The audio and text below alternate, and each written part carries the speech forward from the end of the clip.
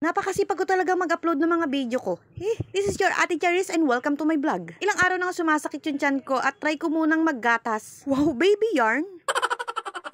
Maaga nga pala ako nagising noong mga araw na yan. At kahit naman talaga walang pasok, sinasabi ko sa inyo, maaga ako nagigising. At dahil nga araw rin yan ng linggo, kaya naman ako ay maglalaba. Ilalabas ko nga pala muna itong labahin ko. Diyos ko, sang katutak na bedsheet at kumot ito mga be. Kada linggo nga kasi, nagpapalit ako ng mga bedsheet at kumot. Pero bago ko simulan maglaba, syempre uubusin ko muna itong gatas ko na tinimpla. Alam naman, panisin ko to.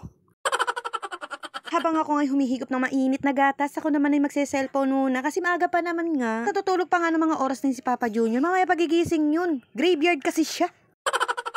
Binantayan yata ako magdamag. Yan kasi ang sinasabi ko na pag may bala ka, huwag mo nang ituloy, masasaktan ka lang. Patawa-tawa pa nga ako ng mga oras na yan at hindi ko halintana na sumasakit nga yung tiyan ko ng mga oras na yan. Syempre hindi ko feel na masakit nga kasi. Pagkatapos kong uminom ng mainit na gatas, nakita ko nga itong lababo namin. Meron na namang hugasin. Pero maya-maya ihuhugasan ko din naman yan pag hindi pa nagising yung prinsesa namin na si Ate Mika. Habang nakasala nga yung mga labahin ko, nag-set up nga sila na mag-boodle fight nga daw kami. Oh, yun na yan. Recipe for today. Toka-toka nga pala kami sa mga lulutuin. Yung nanay ko nagluto siya ng burong isda at yung tatay ko naman nagluluto ng chichaw. Sarap. Nagluto nga din pala yung nanay ko ng pakbet. At hindi na nga kami nakapagpigil ng tatay ko. Tumikil kami ng tigisang chichaw. Parang dito pa lang ay mabubusog na talaga kami ng tatay ko dito. Habang ang nanay naman namin ay punong abala sa pagluluto. Kami naman ito, walang ginawa kundi mamapak ng kanyang mga niluluto. Alam na kasi nakaluluto at kakahango pa lang yan, kagat ka ng kagat. Unang kagat, paso agad, katakawan mo yan.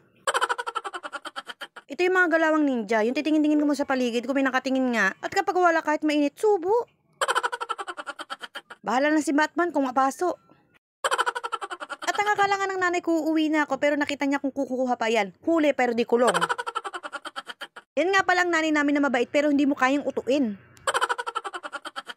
Sa sarap ba naman ng mga niluluto niyan? Sino hindi makikarried away? Talagang hindi ako makapagpigil dito sa chichaw na to dahil madarang namin itong makain. Kaya naman ang ginagawa ko, nililibang-libang ko yung nanay ko. At kunyari may gagawin ako. Sabay biglang dukot. Sarap! Papa Junior naman pala ang nagluto ng sinampalukang manok at saka ng talong at saka ng pritong isda. Syempre vlogger ang Ate Charis nyo kaya magsiset up ng camera.